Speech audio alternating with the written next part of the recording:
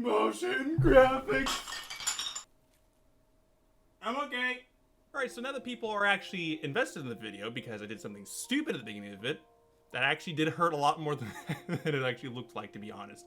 But today, one person may remember that I made a video on a little piece of software called Cavalry. I made some references to another program called Vegas FX, which, for better or for worse, was a half-decent motion graphics editor that had some issues. And Cavalry was devoid of any such issues. It was devoid of bugs that were, in many cases, deal-breaking. However, Vegas just released, or Vegas Creative Software, however, released a second version of it. And I have been using it a little bit here and there for the last, few days, a little bit, and when I reinitiated my Vegas Post 365 subscription. And let me tell you right now, it is a hell of a lot better. Not perfect, and I wouldn't say it is best for everybody, but it's way better than it was when I last used it. And I'm actually realizing I'm actually kind of out of focus. There we go. New camera. Anyway, so what today's video is going to be about is that we're going to take a second look, or really a first look at Vegas FX, and see, does it stack up to Cavalry well enough that I would be willing to use it in my everyday to day work, or is it still just as crappy as it ever has been? Let's get into it. Before we get into everything, I'd like to mention I stream on Twitch I used to stream every Tuesday, Wednesday, Thursday, and Friday, but I moved over to a tentative schedule because things have gone real crazy in my life of late, and I can't stream on those days consistently. So, with that being said, I will be announcing the week's streams over on Twitter, which link to that is going to be down below, so follow me over there if you want to get the updates to the week's streams, which will also be posted on the channel as well in the little schedule thingamajigger that they recently introduced a few months back. That's where you'll be able to get all the details about when the streams are going to be, and you can watch them. I don't care. Do whatever you want. Anyway, let's get into the actual video. So, Vegas FX, the motion graphics editor that was so bad that I made a video on a potential rival. That rival is not After Effects, by the way, even though they may have similar names. It was Cavalry. This much we do know. And I love Cavalry, and I actually did use Cavalry for a little bit. However, Cavalry, it has some quirks that I don't work all that well with. The fact that Cavalry uses a framed-based timeline is a little hard to get used to. And in fact, the video I did recently about making an intro in Cavalry had some mistakes that I would like to address real quick. First and foremost, the animation would weigh way too quick because I got my frame timings messed up. Basically, in Cavalry, not getting into too much details, but in Cavalry, if you set a animation 60 frames a second, that means that the animation that if it were already there will have to be longer than 60 frames a second, because that would mean animation 60 frames long would mean 1 second compared to 2 seconds. It was the standard 30 frames a second. This is a mistake I made. I know I'm not perfect, but it was one that I wanted to address. But Vegas FX is different. It's actually based on time code, which I think is a lot more accessible because people are able to figure out in their heads, okay, so this is where the timeline is right now. This is where the animations are going to occur. This is where my keyframes are.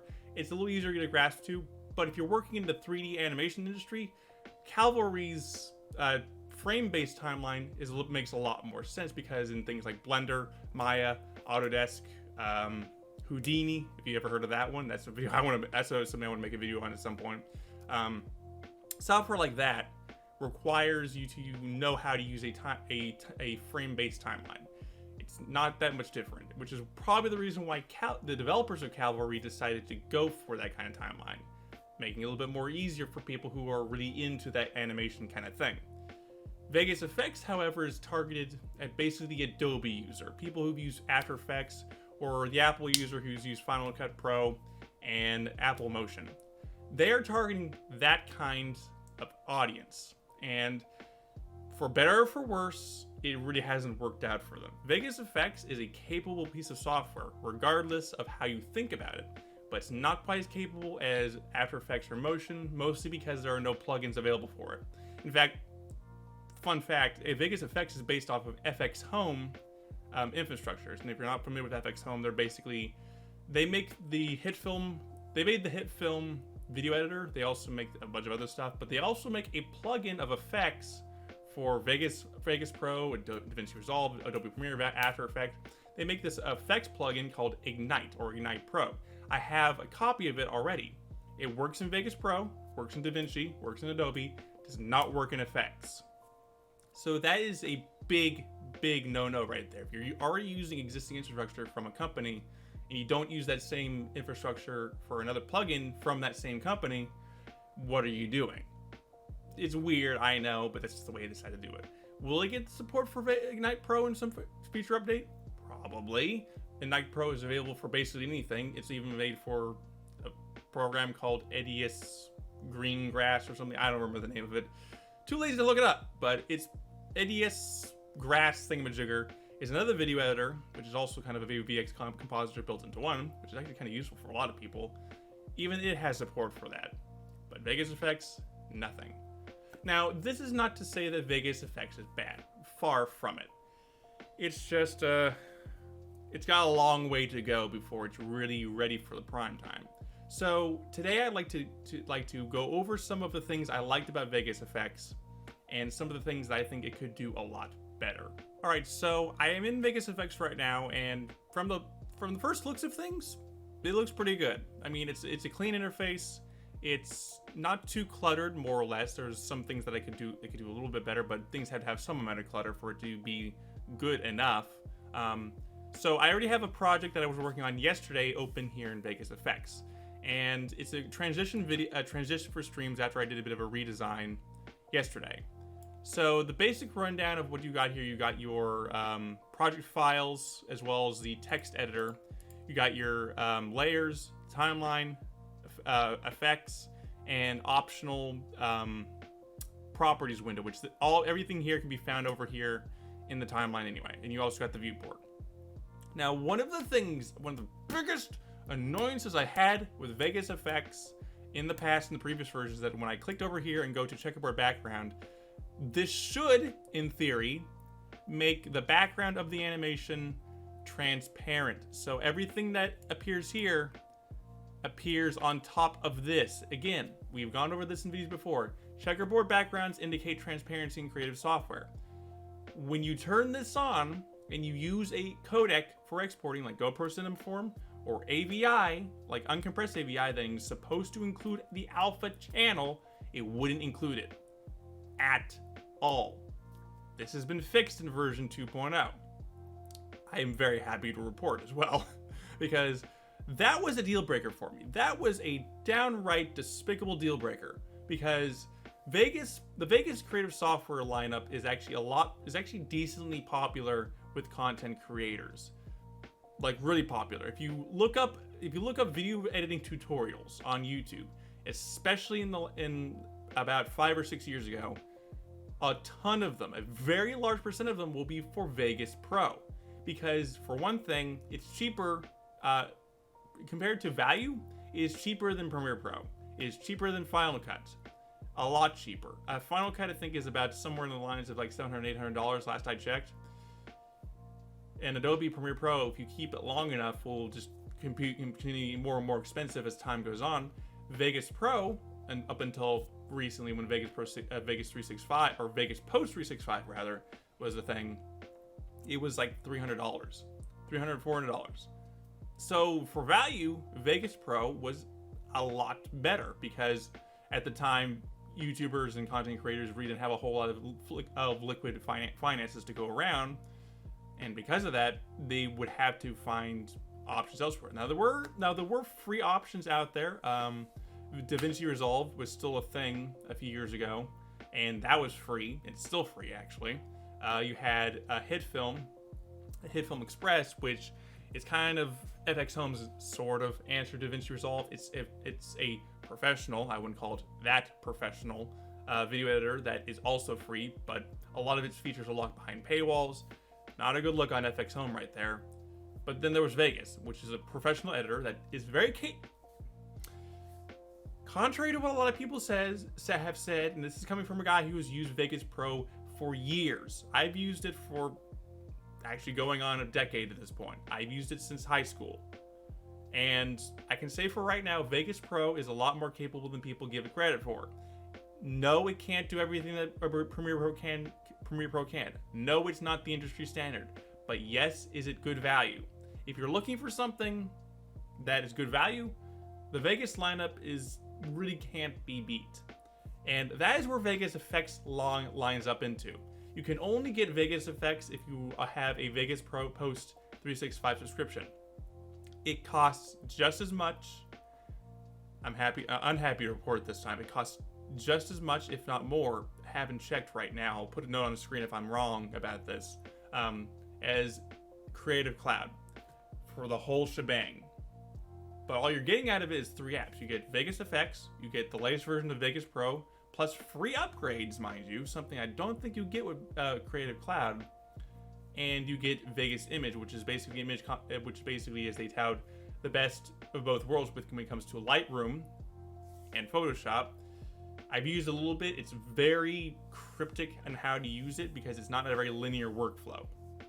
Vegas Effects, akin to that, is not a particularly linear workflow. There is a few contextual menus up here, but most of what you're going to be doing in Vegas Effects is done down in here. So even though Vegas Effects is not the most capable, it's a very fresh piece of software. It's only on version 2, and it only gets better from here. I think, personally for me, I think if Vegas Creative Software just released version 1 in a better condition than it was, I think Vegas version 2 would have been more better anticipated. But people are like, okay, what the hell is this? It's just a bunch of bug fixes. Nothing useful to the general population because it's just a bunch of bug fixes. Those bugs are fixed. But anyway, enough jibber jabber. I'm gonna get on with this. So this animation I made here, and this is not a tutorial by the way, this is just a rundown of how something can be made in Vegas Effects, is just a transition. And I'll play it forward for you here. Simple, quick animation. Something that only took, admittedly, like 5 or 10 minutes here. And what I like about Vegas Effects, and this is a big win for it, it is fast. It is intuitive. Something like Adobe After Effects, the issue I have with it is that it's overcomplicated. But it needs to be complicated because it needs to be capable of everything that a big movie studio would want it to do. The thing that sets Adobe Effects apart from Vegas Effects and Apple Motion is that Adobe After Effects is meant for a big studio, hence why it's so expensive. Now, Vegas Creative Software is aiming at that kind of market with this piece of software. That can only mean bad things, in my opinion, for this piece of software. Because like I said, the Vegas line of software is very popular with content creators. It was and still is. So because I'm not pandering to it, gives me some pause for concern. However, I won't go into more details. So where do you put your keyframes? You don't see any down here. Well, if I expand these little menus here, you'll see them down here. So keyframes, they work pretty simply, work as they do in any other piece of software. You specify a start point, you specify an end point, the computer fills everything in between. Simple as that. Now, what I like about it is this here compared to Adobe After Effects and Apple Motion is that if you were to click on a keyframe and then click on one of these buttons up here, it changes the interpolation of that keyframe. This makes it so easy. So take for example, you set a bunch of keyframes, about 10 or 15, maybe more than that, and oh my god, you were like, oh my god, I forgot to send them to Bezier. Well, I can click on one, click Bezier, and do that over and over and over again, or just do this and change them all in one fell swoop. You change them to Bezier. Simple as that. That is something that I love about Vegas Effects, because there are times where I animate a bunch of keyframes. I realize, oh wait, I need to set them to Bezier so they look nice. I can just highlight every keyframe in the entire animation, and then boom, I got a Bezier I got a Bezier curve. I still need to edit the curve.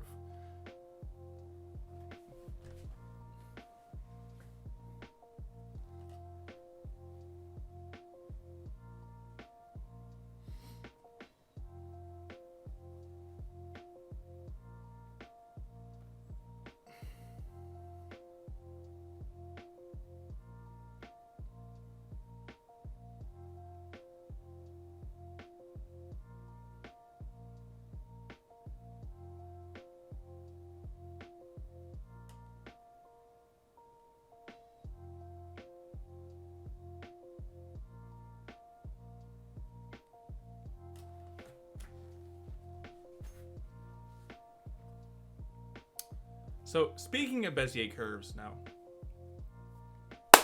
So speaking of Bezier curves, how do they work in this one? Well, they work just the same as you would think in any other motion graphics editor.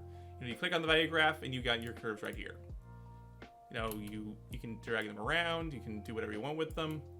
They work just as well as they do anything else. And I think they work a lot better in Vegas Effects compared to something like Cavalry. Cavalry is a bit of a weird way of doing it, where the individual curves are set to individual values in Cavalry, which is a fine way of doing it. It's just not intuitive. Whereas in Vegas Effects, individual values are tied to the whole of the curve. So for position, I got one whole curve for the top part of the position, and I got one for the bottom. It's basically a keyframe based curve where they're not value based. One thing I like about Vegas Effects better is if I hold the shift key, it drags the curve on a linear fashion, where if I don't hold on to it, it drags it wherever it wants to go, or wherever you want it to go. But if I hold a shift, it keeps it in linear fashion. I like that. But there's not really a whole lot to go over when it comes to basic animation. It can do it. It can do it quite well. The particular interest for me comes when you want to use something a little bit more complicated. So if I close these down real quick, and I go to Presets, 3D Effects, and Quick 3D, I got a few options. And let's say, for example, I wanted to add star travel. So Quick 3D means without plugins, you can add 3D effects. Not a lot, mind you, but you can add them. And there's a subtle star travel effect going on right here. Pretty cool. Now if I play this back while doing a little bit of a minor editing to this, I stop the thing right here. It doesn't look the greatest. I would have to do a little bit of more work to get this to look good. But it looks a little bit more busy than it would have been otherwise. Again, this is not going to be a tutorial about how to use Vegas Effects to create animations. I'm just using one as an example to show off the program's capability. Now, over here we have a bunch of options. I'm not going to go over any of them, but if you want to see how many options there are, basically every effect that is in Quick 3D has attributes. Any attribute you can think of is editable. You can turn them on, you can turn them off, you can do this, you can do that. That is something I like about Vegas Effects, considering how young of a program it is. It's very fresh, it's very capable. I like that. Cavalry, on the other hand, is capable of nothing 3D at the current moment. Well, that's not to say that's completely true. It is capable of 3D animation. It's just a pain in the ass to do it. Vegas Effects, it makes it very easy because you can just do Quick 3D. As for exporting your files, there are two ways you can do it. You can just click the export button, it'll just export into a preset file format. Or if I add to queue and in that area, it gives me this options right here. Usually what I like to do, so something that I can recommend that you do when it comes to content creation is to get yourself a scratch drive. M.2 SSDs, especially NVMe M.2 SSDs, are so cheap these days. You can get one for about, I don't know, $60, $70 at your local computer hardware dealer. There's actually a local one here in Huntsville called Gigaparts. Fantastic place, by the way. If you're in Huntsville and you need computer parts, just go a mile down the road on US 72 and you'll find yourself a Gigaparts. Better place to get computer parts, hands down. There's a Best Buy there. Go to the Gigaparts. Anyway, they'll sell you NVMe SSD for about 70 bucks. It's a really fantastic place to get computer parts. It's a place that I trust. Anyway, those SSDs, what I like to do with them is I like to put uncompressed AVI files into them. And I actually have a preset where basically I have AVI RGBA 1080p. Now what this preset is going to do, if I show them up, or show here, where is it? There it is. It's basically uncompressed AVI that includes the alpha channel. I cannot stress this enough that this is important if you want to export things. Now, this was not an issue I've had when trying to export the alpha channel because I knew I was doing it right from the get-go. The issue with AVI files, especially uncompressed AVI files, is that they are gigantic, but they do come with some advantages. The first thing is that because it's uncompressed, you don't need a whole lot of processing power to process them, to compute their data, because it's uncompressed. Most of what you're doing when you, in OBS, essentially, what you're doing with video files is that you're decompressing them, then recompressing them. With uncompressed AVI, you eliminate one part of that process because the video file that it would normally decompress has no compression. So you could use a very fast SSD, put the file on there, and then just when you load it into OBS, it would just have to read off of the SSD, presuming it's fast SSD, and it would just have to compress it back into a file format and send it off to who knows where. That makes things very easy. It means that you don't have to spend a whole lot of money on buying expensive CPUs or GPUs just to encode your stream, when you can have all your animated video files for your stream overlay in uncompressed AVI. You can just put them on an SSD, read them off of the SSD, and you'll be golden. Now, all that is to say that Vegas Effects can export in this format.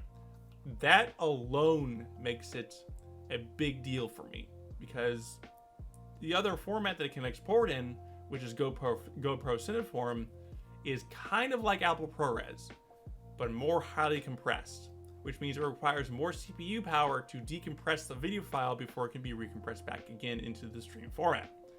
That is a big issue. In fact, I got a video file on OBS in one of my other profiles or scene collections, where it's just one GoPro Cineform file triples the amount of CPU usage that I am seeing. It goes from about 9% to 10% at idle to 34% at least when it's just not when at idle. It's not streaming. It's sitting at 38% at 38% when it's at idle. That is not good, and I wish they had more options other than just GoPro Cineform. Cavalry was able to use ProRes because it made use of the FFmpeg codecs. Weirdly enough, Vegas Effects uses FFmpeg codecs, does not support ProRes. I will be glad to see that in a future update, but for now, all we got is AVI and GoPro Cineform. Now, as in terms of how fast it is to export a file, I'm not going to do that right here because I'm also recording right now. It's fast. I mean, if you have a ton of crap on screen, it will take a while. I can assure you of that. But one of the issues I've had with the first version is that, especially early on, they fixed this, but early on, I would go to export a file, say, I would start exporting, unknown error. Try again, unknown error. Try again, unknown error. Try again, unknown error. Try again, unknown error. Try again, unknown error. Try again, unknown error. Try again, unknown error. It would keep spitting out unknown errors. But if I did it enough time, then it would work. It's unbelievable how weird that was. And I sent them a tweet about it when that was still a thing. I don't know if they listened to it, but it kind of got it to work. So yeah. But either way, it works now. You can export it, which I shall do because it's in uncompressed AVI. I can just do that in Compositor Shot 1 and let's start exporting. And it will wait for the drive to spin up. There we go. Now it's exporting. About 4 seconds. Fast for uncompressed AVI. Uncompressed AVI's files can get so big that by the time they get done exporting, especially on a mechanical drive, which is what it was going to, it can get a lot to deal with. So, My final thoughts on Vegas FX. Well, if you want to spend the amount of money that you can spend on After Effects and Premiere Pro and Lightroom and Photoshop and InDesign and everything under the sun with the Creative Cloud subscription, go with the Creative Cloud. I don't advocate for buying Creative Cloud very often, but I'm also a man who likes to advocate for the underdog. And I would consider at this point, with the Vegas Post 365 collection, the underdog. Yes, you only get 3 pieces of software for $32 a month, but it's good. It's good software, more or less. Vegas Image is bad, just bad all around. It's too complicated, too cryptic. It doesn't do anything that I would want it to do in particular. It's trying to take 2 things, make it one. Doesn't do it very well. Vegas Pro is a classic. It's probably one of the most capable video editors out there when it comes to just ease of use and plug and play compatibility with many kinds of plugins and getting things to work the way they should. Vegas FX is a very new piece of software. It has a lot of work to do before I would consider it to be ready for mainstream. However, if you really want to go for the underdog and all you really need is just some rather rudimentary but functional 3D effects, I mean, Vegas FX cannot be beaten. You could get plugins for After Effects and Apple Motion, but they do kind of overcomplicate things because they don't have any way of doing 3D quickly, whereas Vegas FX has it built in right from the get-go. So my recommendation is basically left up to you. It's really just a figure of, do you need more basic effects or basic tools, or do you want to go with the big guy that everybody knows and everybody loves to hate? Then go for it.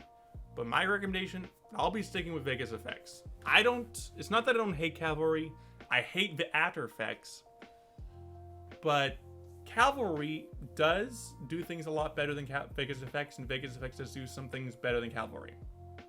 Not to say either are bad, but if I were to pick one, I'd pick FX. I'd pick the Vegas FX over Cavalry basically any day. Cavalry is still better in a lot of ways, but the ways it falls short in does not make it enough to continue using it. Until it gets some support for plugins and 3D effects, I will do another review of Cavalry and compare it to Vegas FX at its current point in time when that is a thing. However, the reason why I made this decision the way it was is that Cavalry is just out of beta. It is on version 1.0. It is so fresh, it's fresher than Vegas FX, which is something weird to say, but it's true. So it makes me kind of skeptical to recommend it to a wider audience because it hasn't proven itself truly. Like, I am one guy who's used the software for a couple of months. I just don't feel confident recommending it to people when I haven't used it that much. I've used Vegas FX for a lot longer, on and off, granted, but longer. I am more familiar with it. And if this video does well enough, I'll probably do some tutorials on it as well. But I'll be sticking with it for the time being. Partially because Vegas FX looks better than Cavalry. Cavalry is an ugly piece of software. Like, there's some ugly pieces of software out there. Cavalry kind of takes the cake with that one. But anyway, I think that's going to be enough rambling on for this video. I think it's kind of a bit of a rant a little bit. So if you enjoyed this video, then give it a big fat like. I swear another YouTuber has said that before, but in that kind of way. But hey, we'll deal with it. And if you'd like to hear more about this and you want to talk to me more about things, then join me on Twitch. Link to my Twitch channel will be down below. If you would like to talk more about things, I'm more than happy to oblige. Clearly, I love talking. So, yeah. Thank you for joining me in this video, everyone. And I'll see you guys on the next one.